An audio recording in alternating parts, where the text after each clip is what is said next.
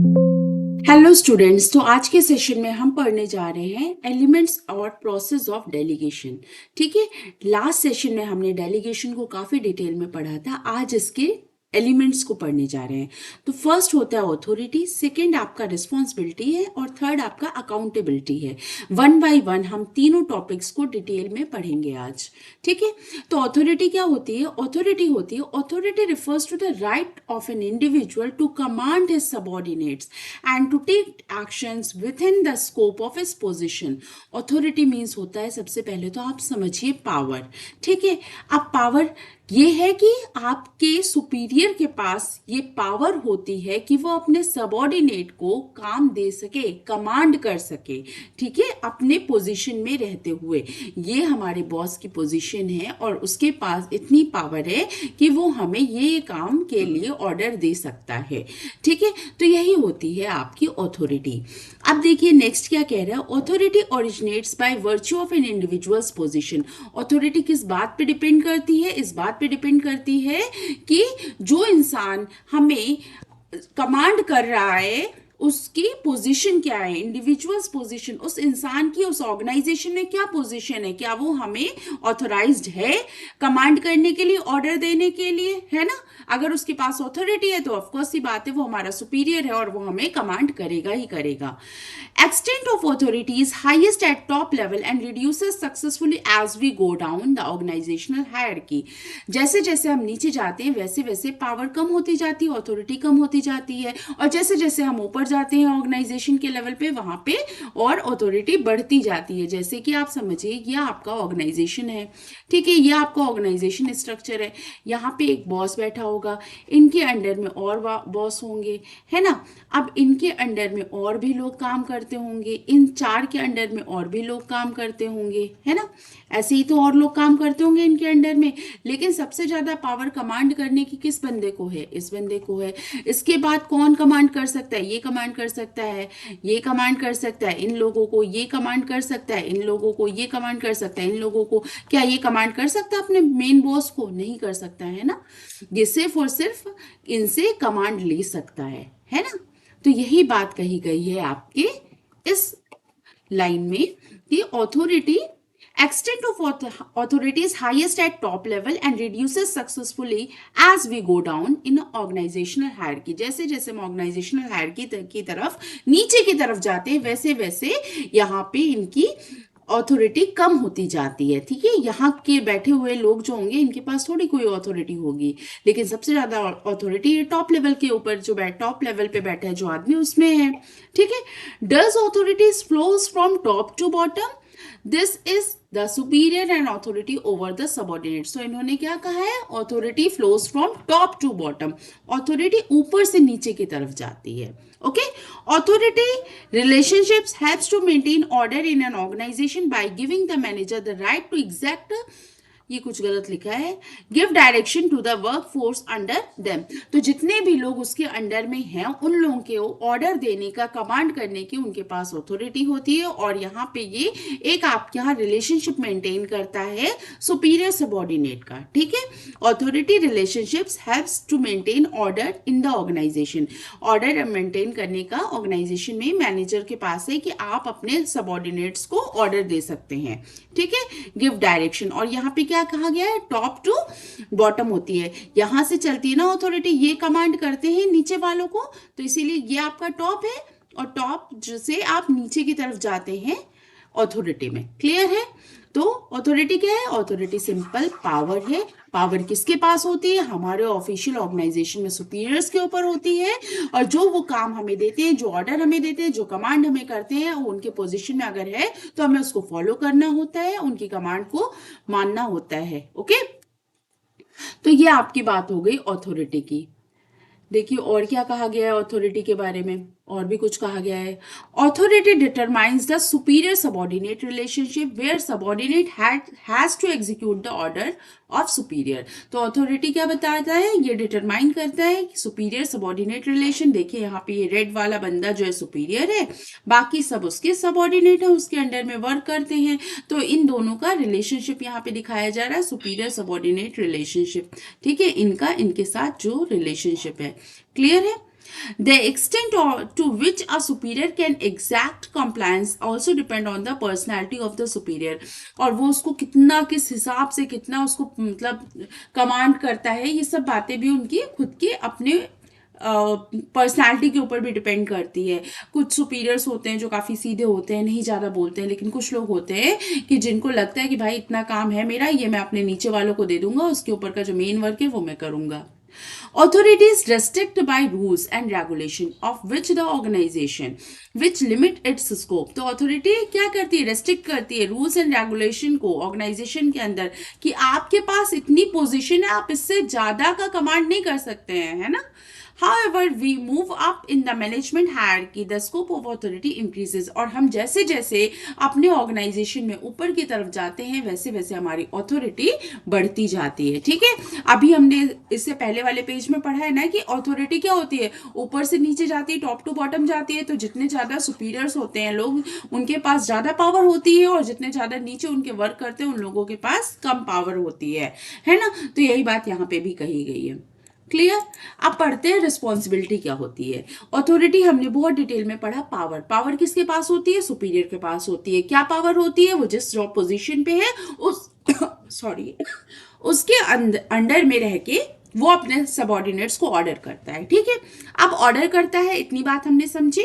अब आती है रिस्पॉन्सिबिलिटी. रिस्पॉन्सिबिलिटी किसकी रहेगी, रिस्पॉन्सिबिलिटी होगी सबऑर्डिनेट की, क्योंकि वो ऑर्डर, वो कमांड सबऑर्डिनेट को किया जा रहा है, तो उसकी जिम्मेदारी है कि वो अपने काम को जो उसको दिया गया है उसको प्रॉपरली निभाए.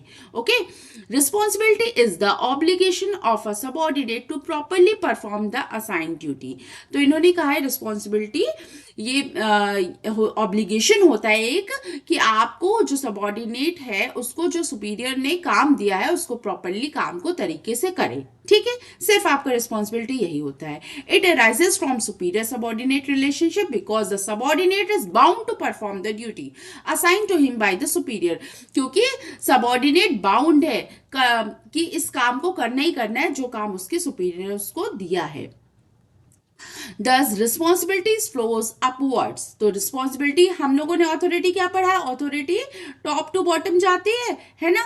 शुरुआत यहाँ से होती है ऑथोरिटी की, और यहाँ पे जो है इसका एंड होता है ना. और रिस्पॉन्सिबिलिटी क्या है, रिस्पॉन्सिबिलिटी फ्लोज अपवर्ड्स. तो यहाँ पे बैठे जो लोग हैं ये आपके बॉस है ना, बॉस है यहाँ पे, ये आपको काम दे रहे हैं, लेकिन आपकी जो रिस्पॉन्सिबिलिटी है वो यहाँ से यहाँ तक जाती है. आपको काम करके इनको शो करना होगा ना. तो रिस्पॉन्सिबिलिटी सबसे ज़्यादा यहाँ नीचे वाले की होगी, फिर इनकी होगी, फिर इनकी होगी, फिर इनकी होगी, है ना. और इन्होंने तो सिर्फ आपको काम दिया है. ठीक है, तो इसीलिए आपने कहा है, हम लोग अभी कह रहे थे कि ऑथोरिटी क्या होती है, ऑथोरिटी टॉप टू बॉटम होती है. ओके, और रिस्पॉन्सिबिलिटी क्या है, रिस्पॉन्सिबिलिटी फ्लोज अपवर्ड्स, और रिस्पॉन्सिबिलिटी ऊपर की तरफ जाती है. क्लियर है, यहां पे हमने पढ़ा ना ऑथोरिटी क्या है.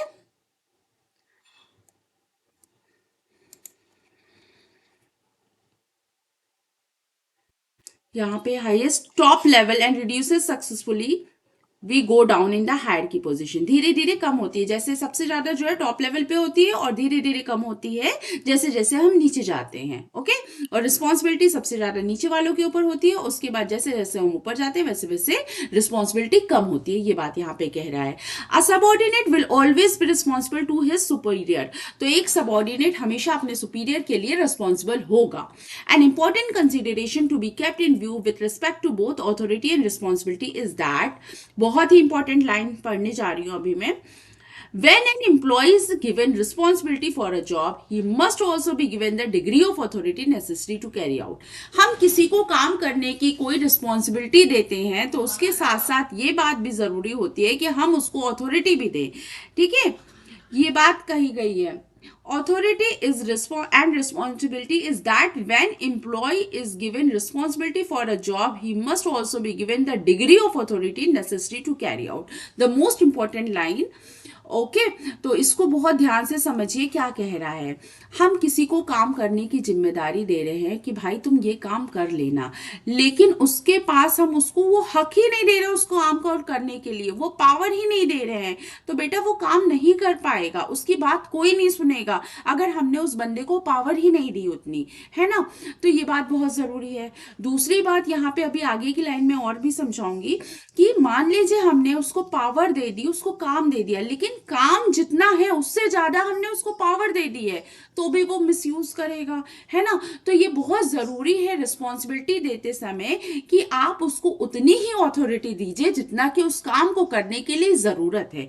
अगर हमने किसी बंदे को, अपनी सबॉर्डिनेट को ज्यादा रिस्पॉन्सिबिलिटी, सॉरी ज्यादा ऑथोरिटी दे दी, ज्यादा पावर दे दी, तो वो उसका मिसयूज करेगा। और अगर हमने उसको उसके काम के हिसाब से कम पावर दी, तो वो काम को करने में सक्षम भी नहीं रहेगा। तो हमें ये, जैसे कि दो तराजू एक बराबर से हैं, सेम इसी तरीके से हमें ऑथोरिटी मीन्स पावर देनी होगी अपने किसी कर्मचारी को, अगर हम उसको रिस्पॉन्सिबिलिटी देते हैं। अगर हम उसको रिस्पॉन्सिबिलिटी देते हैं तो उसके साथ साथ हमें सेम ही तराजू में रख के ऑथोरिटी देनी है, ना ही हमें उसको ऑथोरिटी कम देनी है और ना ही हमें उसको कुछ ज्यादा देनी है। ज्यादा देंगे तो भी प्रॉब्लम है, वो मिसयूज करेगा, और कम देंगे तो वो काम को सही तरीके से नहीं कर पाएगा। ठीक है, the most important line of this heading, इसको जरूर लिख के आना, ये कीवर्ड है।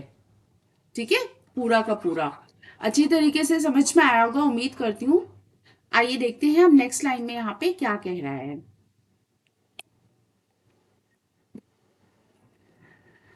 सेम लाइन, सेम बात ही कह रहे हैं जो अभी मैंने आपको समझाई। Thus for effective delegation the authority granted must be commensurated with the assigned responsibility.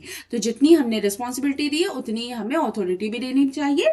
दूसरी लाइन में वही बात ये कह रहे हैं, if authority granted is more than responsibility, अगर हमने ऑथोरिटी उसको उसकी रिस्पॉन्सिबिलिटी से ज्यादा दे दी है, it may lead to misuse of authority, ये हो सकता है कि वो उस अथॉरिटी का मिस यूज करे, पावर का गलत यूज करे।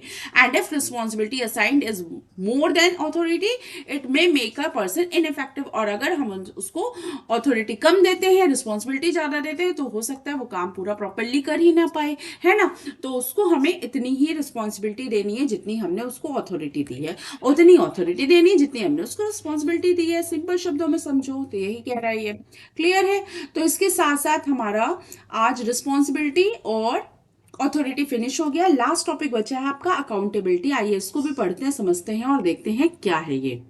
अकाउंटेबिलिटी मीन्स मतलब आंसरेबिलिटी, किसकी जवाबदेही होगी, कौन आंसरेबल होगा इस बात का। ठीक है, the accountability is the obligation to carry out responsibility that is being answerable for the final outcome. क्या किसकी जिम्मेदारी हो रही है, जो काम कर रहा है उसी की तो जिम्मेदारी होगी कि भाई काम अच्छे से नहीं हुआ है तो उसी को डांट खाना पड़ेगा, है ना। Once authority has been delegated and responsibility accepted, one cannot deny accountability.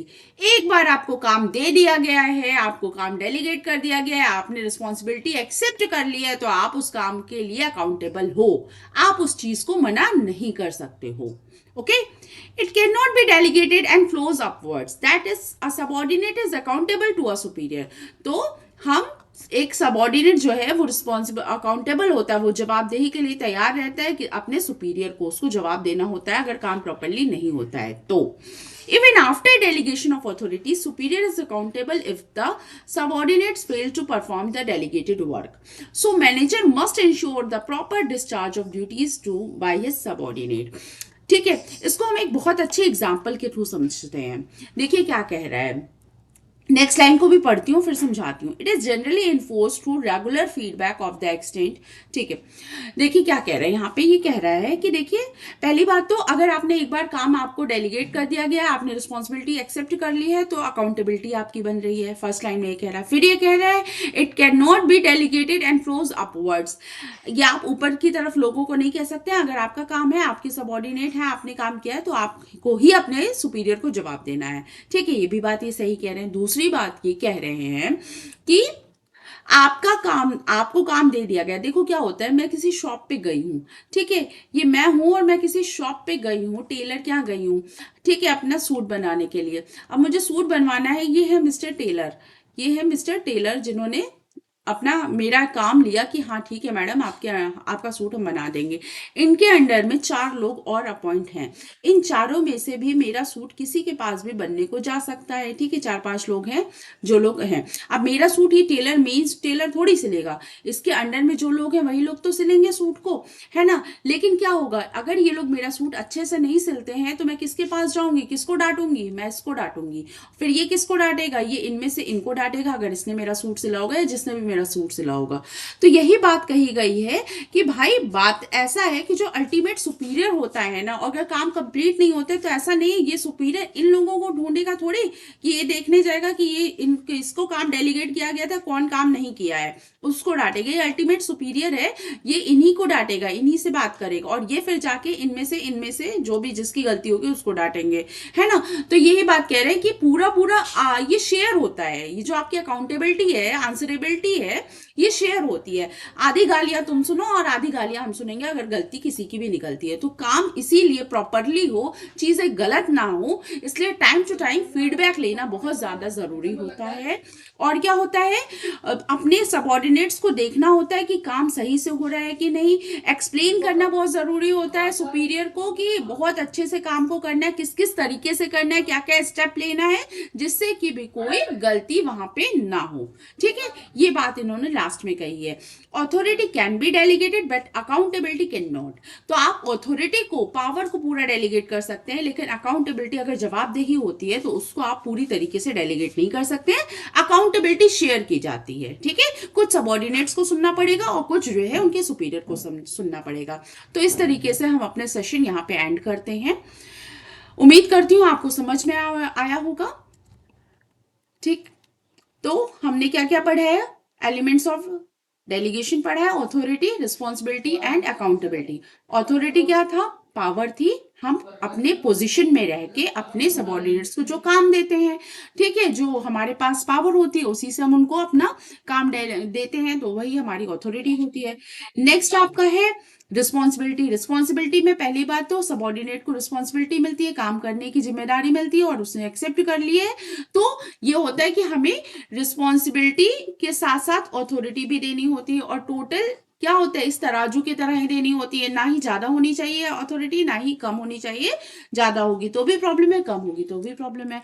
फिर हम पढ़े हैं अकाउंटेबिलिटी को। अकाउंटेबिलिटी में हमने ये पढ़ा है कि ऑब्लिगेशन काम करने का जो होता है, अगर आपको काम मिल गया, आपने रिस्पॉन्सिबिलिटी एक्सेप्ट कर ली है, तो जवाबदेही तो आपकी बनती है। लेकिन जो मेन अल्टीमेट सुपीरियर होता है वो मैनेजर को भी डांटेगा, और मैनेजर फिर जाके अपने नीचे वालों को भी डांटेगा। तो अकाउंटेबिलिटी को हम कह सकते हैं अकाउंटेबिलिटी शेयर होती है, ठीक है। Authority can be delegated, authority delegate हो सकती है बट अकाउंटेबिलिटी डेलीगेट नहीं हो सकती, अकाउंटेबिलिटी शेयर हो सकती है। क्लियर है। तो इसी के साथ आज का सेशन मैं यहीं पे एंड करती हूँ। मिलते हैं नेक्स्ट सेशन में, जहां पे हम लोग इंपॉर्टेंस ऑफ डेलीगेशन के बारे में पढ़ेंगे और फिर डिसेंट्रलाइजेशन की तरफ बढ़ेंगे। ओके, तब तक के लिए थैंक यू, बाय बाय।